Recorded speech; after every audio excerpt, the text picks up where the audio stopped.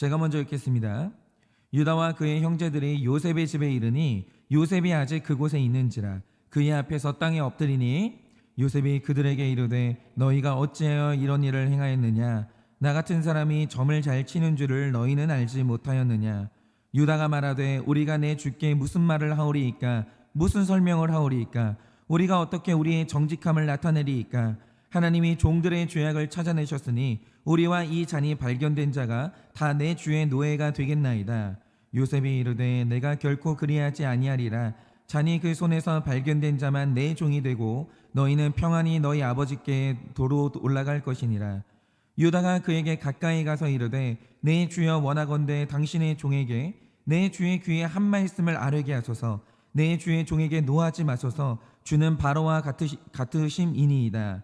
이전에 내 주께서 종들에게 물으시되 너희는 아버지가 있느냐 아우가 있느냐 하시기에 우리가 내 주께 아뢰되 우리에게 아버지가 있으니 노인이요 또 그가 노년에 얻은 아들 청년이 있으니 그의 형은 죽고 그의 어머니가 남긴 것은 그뿐이므로 그의 아버지가 그를 사랑하나이다 하였더니 주께서 또 종들에게 이르시되 그를 내게로 데리고 내려와서 내가 그를 보게 하라 하시기로 우리가 내 주께 말씀드리기를 그 아이는 그의 아버지를 떠나지 못할지니 떠나면 그의 아버지가 죽겠나이다. 주께서 또 주의 종들에게 말씀하시되 너희 막내 아우가 너희와 함께 내려오지 아니하면 너희가 다시 내 얼굴을 보지 못하리라 하시기로 우리가 주의 종 우리 아버지에게로 도로 올라가서 내 주의 말씀을 그에게 아뢰었나이다. 그 후에 우리 아버지가 다시 가서 곡물을 조금 사오라 하시기로 우리가 이르되 우리가 내려갈 수 없나이다. 우리 막내 아우가 함께 가면 내려가려니와 막내 아우가 우리와 함께 가지 아니하면 그 사람의 얼굴을 볼 수 없음이니이다. 주의 종 우리 아버지가 우리에게 이르되 너희도 알거니와 내 아내가 내게 두 아들을 낳았으니 하나는 내게서 나갔으므로 내가 말하기를 틀림없이 찢겨 죽었다 하고 내가 지금까지 그를 보지 못하거늘 너희가 이 아이도 내게서 데려가려 하니 만일 재해가 그 몸에 미치며 나의 흰머리를 슬퍼하며 수올로 내려가게 하리라 하니 아버지의 생명과 이 아이의 생명이 서로 하나로 묶여 있거늘 이제 내가 주의 종 우리 아버지에게 돌아갈 때 아이가 우리와 함께 가지 아니하면 아버지가 아이의 없음을 보고 죽으리니 이같이 되면 종들이 주의 종 우리 아버지가 흰머리로 슬퍼하며 수올로 내려가게 함이니이다. 주의 종이 내 아버지에게 아이를 담보하기를 내가 이를 아버지께로 데리고 돌아오지 아니하면 영영이 아버지께 죄짐을 지리이다 하였사오니 이제 주의 종으로 그 아이를 대신하여 머물러 있어 내 주의 종이 되게 하시고 그 아이는 그의 형제들과 함께 올려 보내소서. 다 같이 읽겠습니다. 그 아이가 나와 함께 가지 아니하면 내가 어찌 내 아버지에게로 올라갈 수 있으리이까. 두렵건대 재해가 내 아버지에게 미침을 보리이다. 아멘. 기도하겠습니다. 하나님, 오늘 아침도 주님이 주시는 매일의 말씀을 먹고자 합니다. 하나님, 이 말씀을 먹어야만 오늘도 이 힘겨운 광야의 길을 걸어갈 수 있겠사오니 하나님, 오늘도 우리에게 말씀의 만나를 먹이시고 이 광야 같은 세상 가운데서 구원으로 똑바로 걸어갈 수 있도록 주님께서 방향과 힘을 더하여 주시옵소서. 주여, 말씀하시면 잘 듣겠습니다. 예수님의 이름으로 기도드립니다. 아멘. 네, 우리가 이 성경에 등장하는 구속사의 인물들을 보면 하나님으로부터 여러 가지 사명을 받는데요, 그 중에서도 정말 중요한 사명이 뭐냐면 우리가 영적인 계보를 잇는 거예요. 그러면 제일 큰 죄는 뭐냐? 나를 통해서 영적인 계보가 끊어지는 거예요. 다시 말해서 구속사의 메시지를 나누는 우리가 이 몇 가지 가치관을 강조하는데요, 인생의 목적은 행복이 아니라 구원과 거룩이라는 것도 강조하고 주일 성수도 강조하고 11조 신앙도 강조하는데 이것만큼이나 중요한 신앙이 뭡니까? 우리가 결혼할 때 신결혼해야 된다는 거예요. 그런데 우리가 이렇게 신결혼을 강조하는 이유가 뭐겠습니까? 우리는 지금 행복하려고 결혼하는 게 아니고요, 영적 우사를 낳고 믿음의 계보를 잇기 위해서 결혼하는 거예요. 그런데 불신결혼의 문제가 뭐냐? 이 에서의 경우를 보면요, 그의 아버지 어머니가 가나안 땅의 여자와 결혼하지 말라고 그렇게 말하거든요. 불신결혼하지 말라는 거예요. 그런데 에서가요, 굳이 그 땅의 여자들과 불신결혼을 합니다. 그리고 창세기 36장으로 들어가면 에돔의 후손에 대해서 자세히 기록을 하고 있는데 그 족보가 밝히는 게 뭡니까? 불신 결혼했던 에서의 자손들 중에서 구원받은 사람이 단 한 명도 안 나와요. 단 한 명도. 완전히 계보가 끊어집니다. 그러니까 불신 결혼은요, 단순히 안 믿는 사람과의 결혼을 말하는 게 아니라 영적으로 봤을 때 천국 백성을 낳을 수가 없는 불임의 구조라는 거예요. 낳을 수가 없어요. 그래서 우리가 영적 후사를 낳고 영적인 계보를 잇기 위해서는 신결혼이라는 구조 안으로 들어가야 되는 거예요. 그런데 여기에서 정말 중요한 게 뭐냐? 신결혼을 하려면 영적 후사와 영적 후사가 만나야 되는데, 중요한 건 누가 영적 후사냐 이겁니다.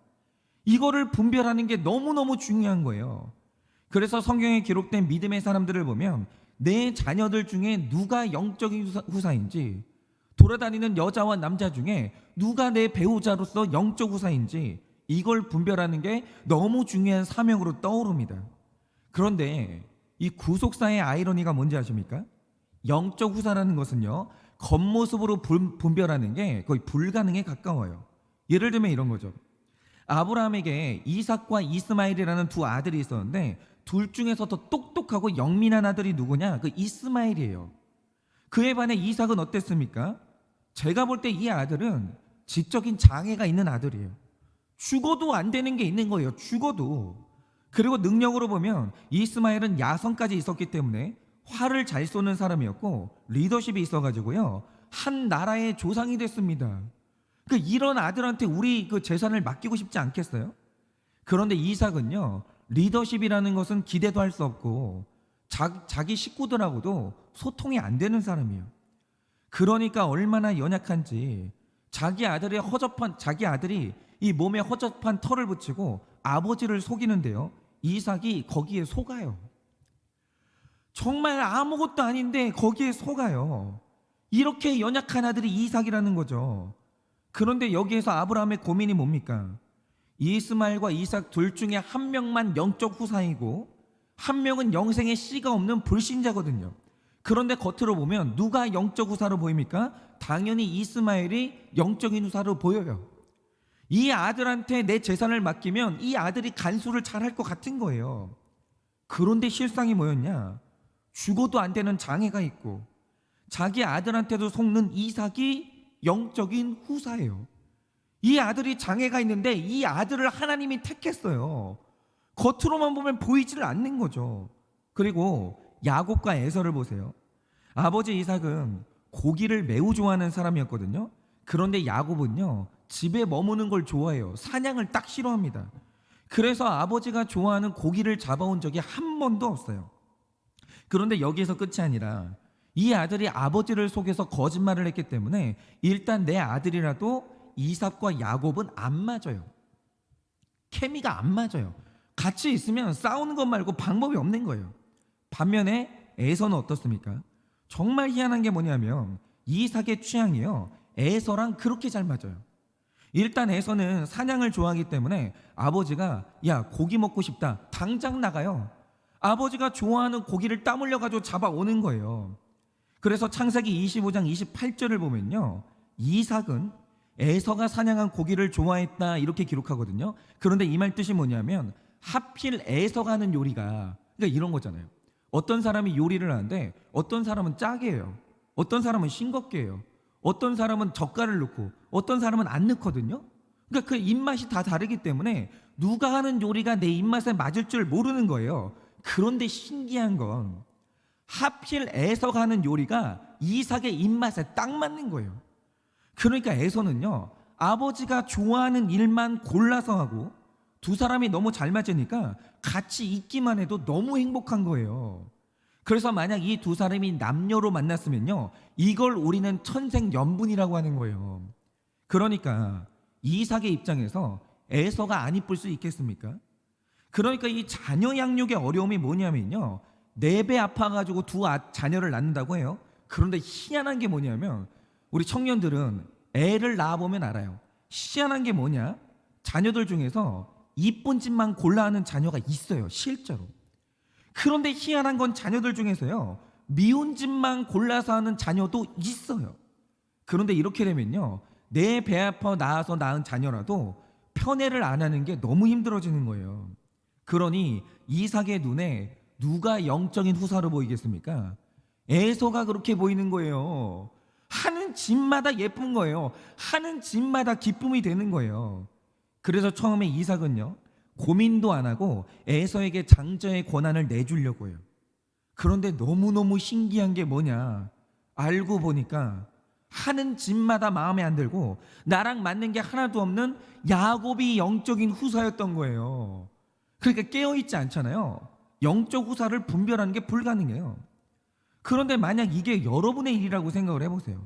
우리 집에 두 자녀가 있는데 한 아이는 공부를 얼마나 잘하는지 부모의 가슴에 자부심을 주는 거예요. 그런데 이런 애들은요, 말도 예쁘게 해요. 그 선생님이 가장 존경하는 사람이 누구냐 물어보면 꼭 우리 부모님이래요. 얼마나 예쁘냐고요, 얼마나. 그런데 이 아이가 딱 하나 믿음이 없어요. 딱 하나. 하는 집마다 예뻐요. 하는 집마다 마음에 들어요. 그런데 믿음만 없어요. 반면에 한 아이는 공부를 적당히 못하면 모르겠는데 망신스러울 정도로 공부를 못해요. 그런데 말도 얼마나 센스 없게 하는지 교회만 가면요, 집에서 있었던 수치되는 일을 미주알 고주알 다 말하고 다니는 거예요. 그리고 외모도 누구를 닮았는지 못생긴 게 마음에 드는 구석이 하나도 없는 거예요. 여러분, 우리 집에 그런 자녀가 있어요. 유독 마음에 안 드는 자녀가 있어요. 내 마음에 안 들어요. 그런데 이 아이가 예수님 믿어요.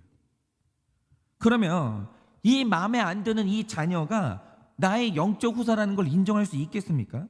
반면에 하는 일마다 내 한을 풀어주고 나를 너무 사랑하는 저 효자가 내 인생의 가장 큰 슬픔이요 근심거리라는 걸 인정할 수 있겠습니까? 이렇게 빛나는 내 자녀 안에 구원이 없다는 사실을 인정할 수 있겠냐, 그거죠. 여러분, 영적인 세계는요, 이걸 분별하는 게 가장 중요해요. 여러분, 우리 청년들은 누가 영적인 후사인지 그 분별할 수 있겠습니까? 그 사람 분별해서 여러분 결혼할 수 있겠냐, 이거죠. 근데 이게 너무 어려워요. 여러분, 마찬가지로 오늘 말씀에 나오는 야곱도 이런 어려움을 겪었는데요. 야곱의 집에 12명의 아들이 있었거든요. 그런데 분명한 게 뭐냐면 이 12아들들 중에서 예수님의 조상이 될 그 한 사람, 영적인 장자가 있었어요. 그런데 여기에서 문제가 뭐냐, 도대체 그게 누구냐는 거죠. 그런데 여기에서 야곱의 눈에 띈 사람이 누구냐면 요셉이에요. 요셉이 태어났는데 창세기 39장 6절을 보면요, 요셉은 용모가 빼어나고 아름다웠다고 기록하고 있어요. 그런데 이 잘생긴 아들이 얼마나 영특한지 형들이 아빠 몰래 잘못하는 게 있으면요, 바로 달려와서 알려주는 거예요. 아버지, 형이 이런 잘못했다고, 저런 잘못했다고. 이 아들 때문에 우리 집에 이 잘못하는 게 바로 잡히는 거예요. 그리고 심지어 훗날 큰 인물이 될 것 같은 영적인 꿈까지 꾸는 거예요. 그러니 야곱의 입장에서는 이 아들이 얼마나 예뻤겠어요. 그런데 반면에 이 집에 유다라는 아들이 있었거든요. 그러나 이 아들이 어땠냐면, 제가 지난번에 말씀드린 대로 이 유다는 애니어그램 1번 유형으로 보이는데, 문제는 유다라는 사람이 비인격적인 아버지 밑에서 자라다 보니까 기질과 상처가 뒤섞이면서 냉소적이고 삐딱한 사람이 됐어요. 한마디로 이 아들이 싸가지가 없어요. 기본적으로 유다 같은 사람들은요, 자기 기준이 너무 강해서 비판의식이 강하고 찌질한 걸 정말 싫어하거든요. 그래서 유다는요, 찌질한 우리 아버지보다 잘 나가는 남이 더 좋아요. 여러분, 이런 아들들 중에 아버지를 비난하지 않는 자녀가 없어요. 다 부모를 비난해요. 그리고 믿음 좋은 사람보다 도덕적이고 성공한 사람이 훨씬 더 좋은 거예요. 그러니 자기 식구들과 살면서도 편애를 일삼는 아버지가 진절머리 나게 싫고, 열등감의 막내를 미워하는 찌질한 형제들이 너무 싫으니까 이 유다는요, 늘 집을 떠나고 싶은 거예요. 우리 아버지보다 남의 아버지가 더 좋은 거예요. 그런데 야곱의 입장에서 보면 자기 아들 안에 아버지를 향한 이런 불만족과 미움이 있다는 사실을 모르겠습니까? 부모들은 다 알아요. 자녀들이 나를 싫어한다는 거 다 알아요. 그래서 야곱의 입장에서 유다는요, 냉소적이고 교만하고 삐딱하고 싸가지가 없는 아들이에요. 좋아할 수가 없어요. 그러면 여러분 보세요. 그러면 야곱의 눈에는 누가 영적인 장자로 보이겠습니까? 당연히 요셉이죠. 아니, 저 싸가지 없는 아들이 영적 후사라는 게 인정이 안 되는 거예요. 그런데 실상은 하나님이 선택하신 이 집의 영적 장자가 누굽니까? 아버지를 너무 싫어하고 찌질한 집이 싫어서 떠날 생각만 하는 유다가 영적인 장자였다는 거죠. 그러니까 이게 영적인 세계의 어려움이에요. 여러분, 제가 만약에 목회를 하면서 어떤 직분자를 세워야 된다고 하죠. 누가 영적인 후사입니까? 제가 그걸 알아볼 수 있는 눈이 있냐 이거죠. 겉으로 보잖아요. 몰라요. 알 수가 없는 거예요. 그래서 지금 우리가 보고 있는 이 창세기의 큰 그림이 뭡니까? 요셉이 우리 식구를 흉년에서 구하는 중요한 임무를 맡은 게 맞아요. 또 그 요셉이 총리가 됐고요, 우리 집안의 자랑거리가 된 게 맞아요. 요셉이 반짝반짝 빛납니다. 그런데 성경이 진짜로 주목하는 사람이 누구냐? 영적 후사 유다예요. 유다를 주목하고 있는 거예요. 그러니까 일어난 일이 뭐냐? 요셉이 아버지 집에 있다가 총리가 되는 과정이 중요하죠. 그래서 그 과정을 자세히 기록하는데 정말 신기한 건요, 갑자기 성경이 요셉의 이야기를 중단해요. 잘 나가다 갑자기 요셉 이야기를 뚝 끊어버리는 거예요. 그리고 돌연 유다의 회개 이야기를 시작합니다. 그런데 예전에는 많은 사람들이요, 유다의 중요성을 몰랐기 때문에 왜 성공 스토리가 나오다가 갑자기 회개 이야기가 툭 튀어나오는지 이해를 못해요. 아니, 나는 성공이 좋은데 왜 갑자기 그거 하다 말고 회개 이야기가 나오냐 이거죠. 왜 갑자기 찌질한 이야기가 나오냐 이거예요. 그런데 구속사적인 관점으로 성경을 보니 그때서야 보이는 게 뭐냐? 요셉이 이집트까지 끌려가서 이렇게 수고하는 이유는 예수님이 태어날 준비를 하는 거예요. 그러니까 요셉이 여자의 유혹도 이겨내고 감옥 생활도 버텨낸 다음에 총리가 된다 한들 예수님의 조상 유다가 회개를 안 하면요, 요셉의 수고는 아무 의미가 없는 거예요. 아무 의미가. 구원받지 못하잖아요. 성공은 의미가 없는 거예요. 그래서 성경이 요셉 이야기를 하다 말고 유다의 회개에 집중을 하는데, 여러분 이 스토리가 얼마나 중요한지 아십니까? 이거 우리가 알아야 돼요. 그러니까 이런 거죠. 제가 아까 말씀드렸듯이 유다는요, 세상에서 찌질한 게 가장 싫어요. 그래서 구원보다 성공이 훨씬 중요한 사람이에요. 그러니까 내가 찌질한 것도 싫고 찌질한 사람하고 같이 있는 것도 진절머리 나는 사람이에요. 그래서 교회 사람들이 찌질하다 바깥으로 나가버리는 거예요.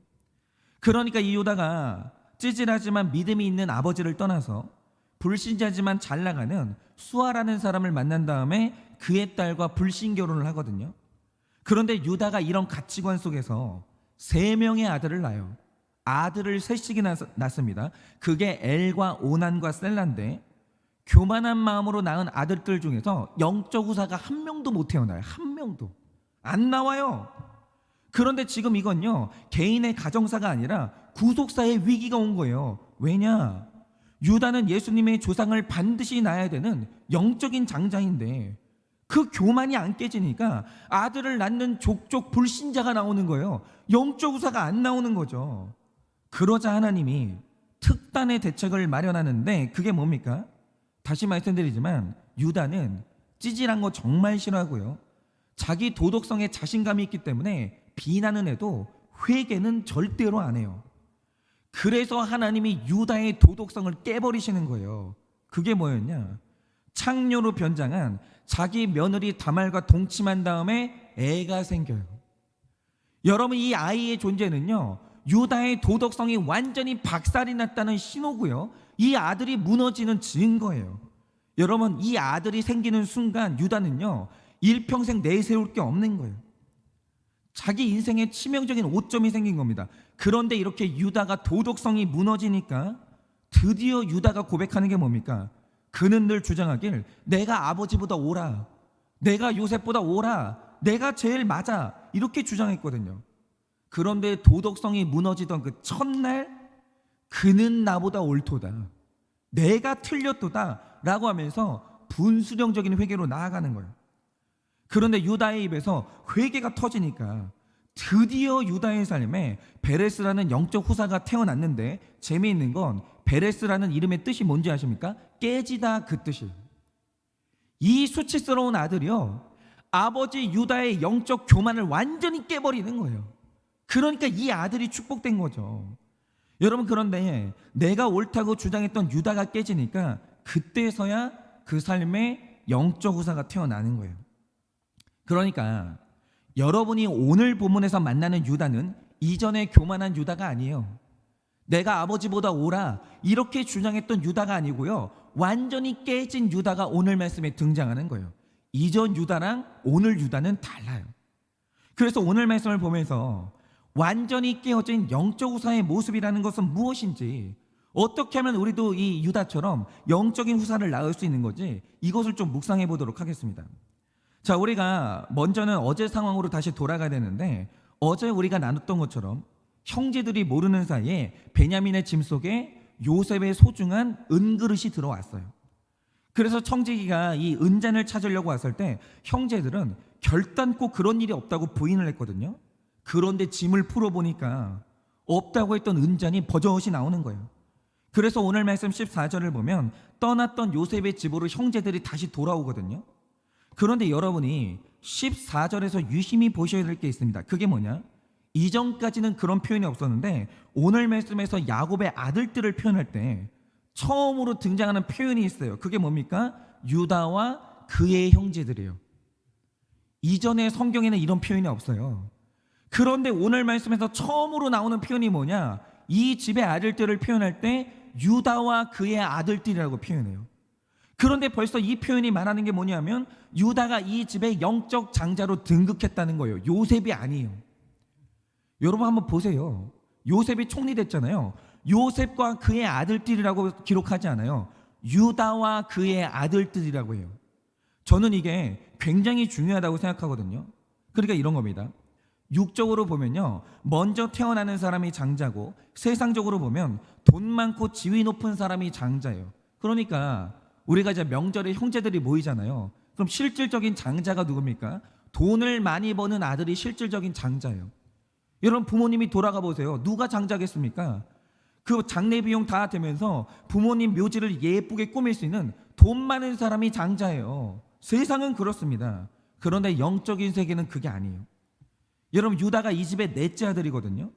그런데 이 아들이 회개하고 예수님을 영접한 거예요. 그러면 영적인 세계에서는요, 구원받은 사람이 이 집의 구원을 이끄는 거예요. 영적인 장자가 이 집을 이끄는 겁니다. 그래서 이제 이 집의 생사는 유다가 어떻게 결정하고 행동하느냐에 따라서 거기에 달린 거예요. 예를 들어서 어떤 집의 부모님이 불신자인데 그 집의 자녀가 먼저 예수님 믿고 회개했다고 하죠. 그러면 그 집의 영적 장자는요, 그 아들이 부름을 받은 거예요. 그러나 물론 우리에게는 육적인 질서도 중요하기 때문에 부모님 앞에서 예의 바르게 행동해야 되고 아들의 질서는 지켜야 돼요. 그러나 이제 이 가정의 구원은요, 불신자인 부모님한테 달린 게 아니라 예수님 믿고 회개한 이 아들한테 달린 거예요.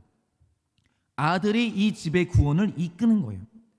그래서 이 아들이 어떻게 사느냐에 따라서 부모님이 예수님을 만날 수도 있고 아닐 수도 있어요. 이게 영적인 장자의 중요성이에요. 마찬가지로 14절이 분명히 말하는 게 뭐냐면 이제 이 집의 영적인 장자는 유다가 등극을 했어요. 그래서 유다가 어떻게 말하고 행동하느냐에 따라서 이 집이 하나가 될 수도 있고 이 집이 완전히 멸망할 수도 있는 거예요. 과연 유다는 복음으로 나아갈 수 있는가? 그런데 여기서 완전히 깨진 유다가 처음으로 보여주는 모습이 뭐냐? 사실 이 청지기가 달려와서 우리 주인의 은잔이 없어졌다, 너희들 중에 한 명이 도둑이다, 이렇게 말할 때 다른 사람은 몰라도요, 유다는 도둑질을 할 사람이 아니에요. 왜냐?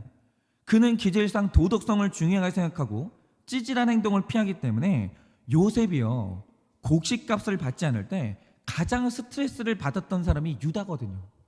아니 왜 공짜로 먹어? 아니 왜 우리한테 공짜로 주는데, 이 유다는요 마음이 편치를 않은 거예요. 너무 스트레스를 받는 사람이에요. 그런데 이런 유다가 남의 집에 쟁반을 훔친다고요? 그런 일은 안 일어나요. 다른 사람은 모르겠는데 유다는 이런 일을 안 해요. 그래서 확실히 유다는 훔치지 않았고 우리 형제들 중에서도 그런 사람은 없다라고 확신했는데 뒤져보니까 일어난 일이 뭡니까? 역시나 나의 짐에서는 그릇이 안 나왔어요. 그런데 베냐민의 집에서 그릇이 딱 나오는 거예요. 그래서 15절을 보면 내가 저지르지 않은 잘못 때문에 요셉에게 끌려가요. 그리고 내가 저지르지 않은 잘못 때문에 요셉에게 혼이 나는 거예요. 그러니까 이걸 적용해 보자면 인생에 이런 일이 얼마나 많습니까? 어떤 가정이 있는데 갑자기 선생님한테 전화가 오는 거예요. 엄마더러 학교를 오랍니다. 그래서 갔더니 하는 말이 뭐냐? 당신 아들이 이 친구 물건을 훔쳤다는 거예요. 그러더니 내가 잘못한 것도 아닌데 15절에 나오는 것처럼 너희가 어찌하여 애를 이따위로 키웠냐라고 하면서 자식의 잘못 때문에 부모가 혼나는 거예요. 그리고 어떤 가정이 있는데 갑자기 빚쟁이들이 집에 들이닥치더니 나에게 욕을 하는 거예요. 그래서 왠가 하고 보니까 우리 남편이 사업을 하다가 부도가 나가지고 빚쟁이들이 몰려온 거예요. 그런데 아내 입장에서는 내가 저지른 잘못이 아니거든요. 내가 진 빚이 아니에요.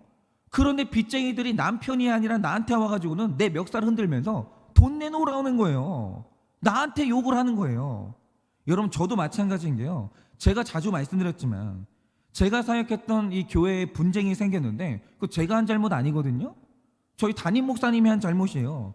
그런데 갑자기 성도님들이 제 멱살을 붙잡더니 저한테 욕을 하는 거예요.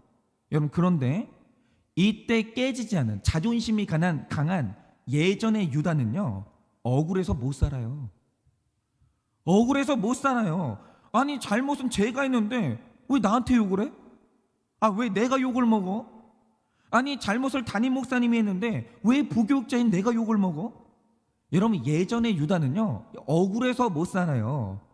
그리고 이게 참을 수 없으면요, 남편 때문에 욕먹던 아내가 이혼장 내밀고 자녀 때문에 욕을 먹는 부모님이요, 자녀들을 포기해요. 담임 목사님 때문에 욕을 먹는 사역자는요, 그 교회를 뛰쳐나오는 거예요. 같이 못 살아요. 예전에 유다는 그런 사람이에요. 그러니까 이 예전에 유다가 이런 일을 당했으면요, 베냐민 때문에 먹는 욕 때문에 이를 갈다가 베냐민을 버렸을 겁니다. 그런데 오늘 말씀에서 완전히 깨져버린 유다가 보여주는 모습이 뭡니까? 분명히 죄를 베냐민이 지었거든요. 내가 한 게 아니에요. 그런데 16절을 보면 이 한 절에 우리라는 표현이 무려 3번이 나옵니다. 그러니까 이런 거죠. 우리가 내 주께 할 말이 없고, 우리에게 정직함이 없고, 우리가 다 같이 주의 노예가 되겠다라는 거예요. 그런데 이걸 잘 보세요. 남의 죄를 우리 죄라고 하면서, 이 언어가 독특하잖아요. 남이 지은 죄예요. 그런데 유다는요, 오늘 뭐라고 하냐면 우리가 죄를 지었대요. 그러면서 우리가 처벌을 받겠다는 거예요. 그런데 이런 언어를 쓰는 사람이 누군지 아십니까? 그게 예수님이에요. 그러니까 복음이 뭐냐? 여러분, 예수님은 죄가 없는 분이기 때문에 어딘가에 죄가 발생했다? 무조건 예수님한테 그 죄는 남의 죄예요. 여러분, 예수님한테 내 죄라는 개념이 없어요. 이 세상의 모든 죄는 예수님한테 남의 죄고 네 죄예요. 그런데 죄 지은 우리가 어떻게 구원받았습니까? 예수님이 갑자기 오더니 남의 죄거든요. 예수님 죄가 아니라 내 죄예요. 근데 갑자기 예수님이 오시더니 하는 말씀이 뭐냐? 우리 죄라는 거예요. 이게 예수님의 독특한 언어예요. 예수님은요, 남의 죄가 없어요. 예수님 안에서는 우리 죄예요. 내가 지은 죄인데 예수님이 어느 날 오시더니 나한테 하시는 말씀이 뭐냐? 야, 우리 죄다. 우리가 같이 벌을 받자. 이러시는 거예요. 그러면서 예수님이, 그러니까 우리가 같이 노예가 되겠다고 하니까 그래서 우리가 구원을 받은 거예요. 예수님이 네 죄라고 안 해요. 우리 죄라고 해요. 이 언어 때문에 우리가 구원을 받은 거예요. 그런데 이게 우리 가정의 구원에서도 똑같이 적용됩니다. 무릇 가정의 구원이라는 것은 그 가정에서 예수 믿은 바로 그 한 사람이 중요한데, 그 사람의 배우자가 지은 죄, 자녀가 지은 죄, 다른 지체가 지은 죄를 향해서 남의 죄라고 부르고 네 죄라고 부르잖아요. 그 가정의 구원은 물 건너가는 거예요. 만약에 같이 이 죄의 짐을 같이 지는 걸 억울해하면요, 그 가정과 공동체의 구원은 물 건너가는 겁니다. 그런데 내 자녀, 내 배우자, 내 교회가 구원받는 유일한 길이 뭐냐? 남의 죄를 우리 죄라고 하면서 남편이 낸 빚의 이 짐을 같이 지고, 자녀가 저지른 죄에 대해서 같이 무릎 꿇어주고, 공동체가 지은 죄에 대해서 같이 눈물을 흘리면서 죄를 감당할 때 바로 거기에 하나님의 진노가 사라지고 회복의 은혜가 임하는 거예요. 남의 죄를 우리 죄라고 여기잖아요. 갑자기 구원이 임하는 거예요. 여러분, 오늘 이 말씀을 듣는 분들 중에서 내가 아니에요, 배우자가 사고치고, 내가 아니에요, 자녀가 사고치고, 내 교회의 지체가 죄를 지은 분들이 있거든요. 그럼 하나 여쭤볼게요. 그 죄는 누구 죄입니까? 내 죄가 아니거든요. 우리 남편이 잘못했어요. 우리 아내가 잘못했어요. 자녀가 잘못했어요. 그런데 그 죄를 여러분들은 누구 죄라고 하십니까? 그리고 그 죄 때문에 내가 같이 욕먹을 때 여러분 억울하십니까? 애통하십니까? 그래서 헤어지고 싶으십니까? 바라기는 이 설교를 듣는 모든 분들은 남의 죄를 우리 죄라고 고백해야 돼요. 왜냐하면 그게 복음이에요. 여러분, 만약에 어떤 남편이 큰 잘못을 저질렀습니다. 근데 갑자기 아내가 오더니 하는 말이 뭐냐? 여보, 우리 죄야, 우리 같이 감당합시다 라고 할 때 남편 귀에는 그게 복음으로 들리는 거예요. 그게 바로 구원이에요. 그러면 바로 그 영적인 장자를 통해서 그 남편이 교회로 오는 거예요. 그래서 여러분, 죄인을 버리는 사람이 아니라 오늘 유다처럼 함께 죄인을 살리는 여러분이 되시기를 바라봅니다. 그리고 두 번째로, 오늘 유다가 우리라고 하면서 같이 벌을 받겠다고 하자 17절에서 요셉이 하는 말이 뭡니까? 아니, 잔이 발견된 베냐민만 벌을 받고 나머지는 다 돌아가라는 거예요. 내가 왜 니들한테 벌을 줘? 잘못한 사람만 벌 받아, 니들은 돌아가, 이러는 거예요. 그런데 18절을 보면 또다시 나오는 표현이 뭡니까? 또 유다가 나와요. 또 다른 사람은 못해요. 이거는 영적 장자만 하는 거예요. 또다시 유다가 나서요. 그리고 하는 말이 뭐냐? 베냐민을 살리기 위해서 자기 집안에 있었던 찌질한 사건들을 전부 오픈하는 거예요. 그런데 제가 말씀드리지만 유다라는 사람은요, 찌질한 거 진짜 싫어해요. 그래서 찌질한 우리 집의 사연을 오픈할 사람이 아니거든요. 그런데 오늘 유다가 완전히 깨졌다는 게 뭐냐? 살려야 될 베냐민이 생기니까 자기 삶의 찌질한 이야기들을 전부 오픈하는 거예요. 여러분, 이게 정말 중요한데요. 여러분, 우리가 오픈해라 이러는데 오픈해야 되는 이유가 뭡니까? 죽어가는 사람이 있는데 힘내, 병원 가, 정신 차리고 학교 가, 이런 식으로 정답 말해봤자 그 사람 못 살려요. 정답이 사람을 살리는 게 아니에요. 그러니까 제발 부탁인데, 아내들이 우울증으로 누워있잖아요. 정답 좀 말하지 마세요. 자녀들이 죽어가고 있잖아요. 제발 정답 좀 말하지 마세요. 내 지체가 죽어있잖아요. 제발 부탁드릴게요. 정답 좀 말하지 마세요. 여러분, 도박에 빠진 사람 살리려면요, 도박에 빠졌던 내 찌질한 사연을 오픈해줘야 되고, 이혼하는 가정 살리려면요, 이혼 직전까지 갔었던 내 찌질한 과거를 오픈하고, 우울증 환자 살리려면요, 우울증에 걸렸었던 내 찌질한 과거를 오픈해야 되는 거예요. 오픈밖엔 답이 없어요. 정답을 알려준다고 되는 게 아니에요. 그래서 우리가 공동체를 이룰 때 제일 비인격적인 게 뭔지 아십니까? 내 삶에 잘된 이야기, 성공한 이야기만 하는 거예요. 어머 집사님, 우리 집 애가 이번에 1등 했잖아. 우리 남편이 이번에 아이템이 대박이 나가지고 우리 집 이사가. 맨날 교회 오면 이런 얘기만 하는 거예요.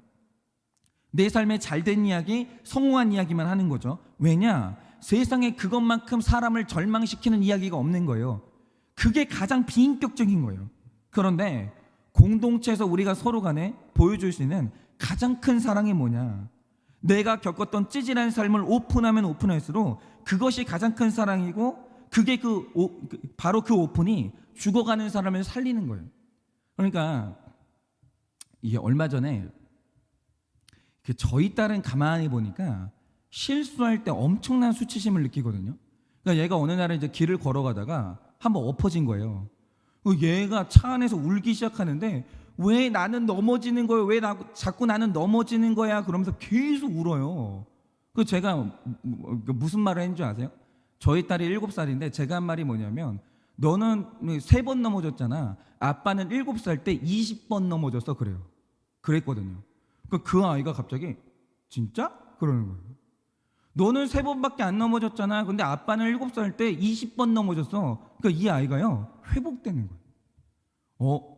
내가 3번 넘어진 거면 별로 많이 넘어진 게 아니네.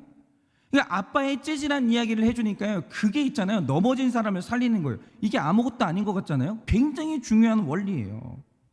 여러분, 오늘 말씀을 보면 이 찌질한 게 싫어서 공동체를 떠났던 유다가요 완전히 깨졌거든요. 깨진 것 중에 가장 큰 게 뭐냐, 찌질한 내 삶을 오픈하는 거예요. 유다는 그럴 수가 없는 사람이에요. 그런데 오픈하니까요, 이게 사람을 살리는 거예요. 여러분, 오늘은 시간상 여기까지 하는데요, 오늘 우리가 깨져야 돼요.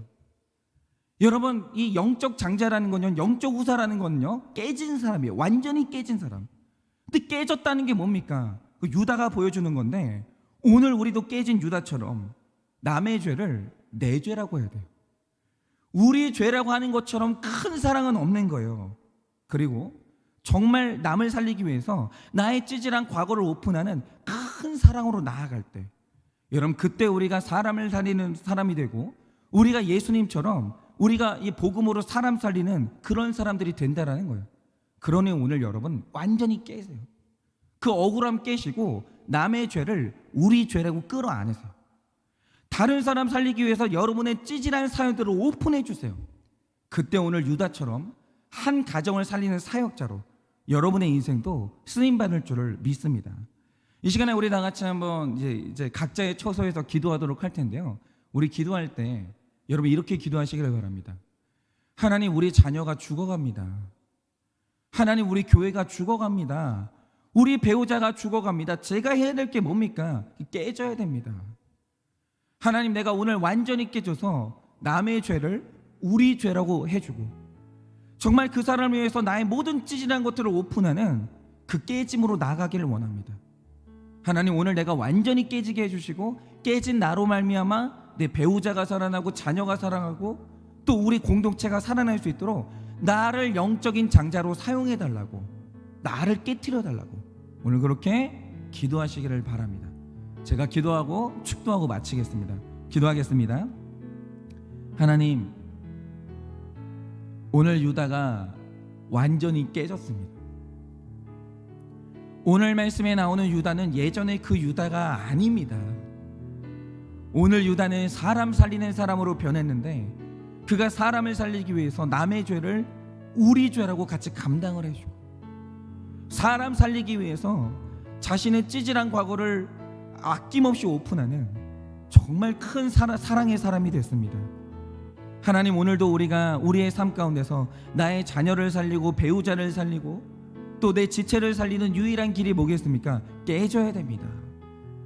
하나님, 오늘 우리 잘 깨지게 하여 주셔서 남의 죄를 우리 죄로 끌어안게 하여 주시고, 그 한 사람 살리기 위해서 나의 찌질한 과거를 과감히 오픈할 수 있도록 하여 주시옵소서. 그래서 오늘 우리가 예수님처럼 사람 살리는 유다가 될 수 있도록 오늘도 우리를 사용하여 주시옵소서. 지금은 우리 주 예수 그리스도의 은혜와 하나님 아버지의 그 크신 사랑과 성령님의 위로하시고 교통하여 주시는 그 역사하심이 오늘 완전히 깨어진 유다처럼 남을 살리기 위해서 남의 죄를 우리 죄라고 고백하고, 남을 살리기 위해서 나의 찌질한 과거를 오픈하면서 사람 살리기를 원하는 모든 성도님들의 머리 위에 지금으로부터 영원 무궁토록 함께 있을지어다. 아멘.